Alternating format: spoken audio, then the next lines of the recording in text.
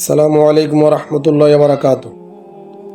আল্লাহ রাব্বুল আলামিন পৃথিবীতে যাদেরকে সন্তান দেন না, কিছু মায়েদেরকে আল্লাহ তাআলা সন্তান না দিয়ে পরীক্ষা করেন।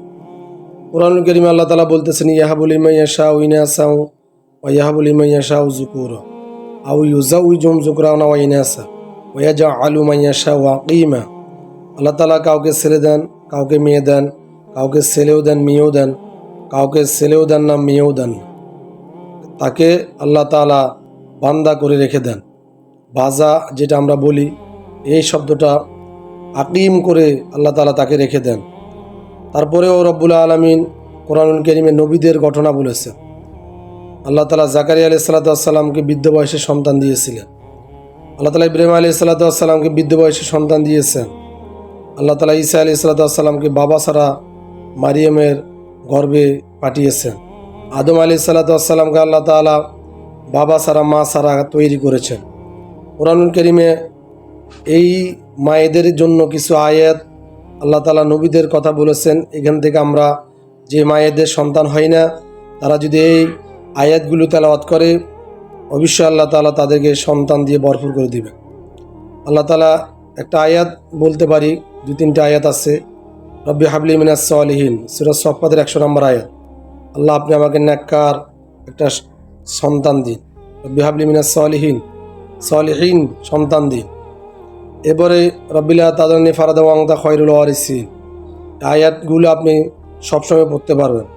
এরপর রব্বানা হাবলানা মিন আজওয়াজিনা ওয়া যুররিয়াতিনা কুররাতা আয়ুনিন ওয়াজআলনা লিল মুত্তাকিনা ইমামা। আয়াতটাও আপনি সব সময় পড়লে অবশ্যই স্ত্রী আপনার নেককার হবে, ছেলে সন্তান নেককার হবে। আল্লাহ তাআলা অবশ্য বৎকার করবেন না। এই দোয়াগুলা যাদের সন্তান আছে তারাও পড়তে পারেন, যাদের সন্তানে তারা পড়লে আল্লাহ তাআলা তাদেরকে সন্তান দিবেন। আরেকটা দোয়া আছে আল্লাহ তাআলা কোরআনুল কারীমে দিয়েছেন, রব্বি লা তাযারনি ফারদা ওয়া আনতা খায়রুল ওয়ারিসিন। সুতরাং এই আয়াতগুলি যদি আপনি সবসময় তেলাওয়াত করেন, আল্লাহ রাব্বুল আলামিন আপনাকে অবশ্যই সন্তান দিবে। যাদেরকে আল্লাহ তাআলা সন্তান দেন নাই, এই আয়াতগুলো এই আমলগুলি করার পরেও না দেন, তাহলে রব্বুল আলামিন অবশ্যই তাদেরকে এখান থেকে অবশ্যই শিক্ষা রেখেছেন। তাদেরকে পরীক্ষার মধ্যে আল্লাহ রাব্বুল আলামিন ফেলে দিয়েছেন। কারণ আপনার সন্তান হওয়ার পরে যদি আপনার সন্তান মাস্তান হয়, যদি আপনার সন্তান অমানুষ হয়, তাহলে এই সন্তান দেওয়ার সাথে না দেওয়াও বেটার। এই জন্য আল্লাহ তাআলা বলতে চাই, যা সালাকা ইবাদি আন্নি ফাইন্নি করিব উজিবু দাওয়াতাদ দাঈ ইযা দাআন। আল্লাহ তাআলা বলতেছেন, আমার বান্দারা যখন আমাকে ডাকে, আমি আমার বান্দাদের ডাকে সাড়া দিই। কিন্তু এতগুলো দোয়া করার পরেও যদি আল্লাহ আপনাকে সন্তান না দেন, তাহলে বুঝতে হবে আল্লাহ রাব্বুল আলামিন আপনাকে অবশ্যই পরীক্ষা করতেছেন। নবীদেরকে আল্লাহ তাআলা পরীক্ষা করেছেন, আপনাকেও আল্লাহ তাআলা পরীক্ষা করবে। এজন্য আর যাদের সন্তান হলে তাদেরকে কেউ এদেরকে খারাপ মন্তব্য করার কোনো কিছুই নেই। অনেকে দেখবেন এলাকার মধ্যে বিভিন্ন সমাজের মধ্যে যাদের মেয়ে ছেলে হয় না, তাদেরকে খারাপ কথা বলে, আটকুরা বলে, আরও বিভিন্ন বাজে কথা বলে। এরা কবিরা গুনার মধ্যে লিপ্ত।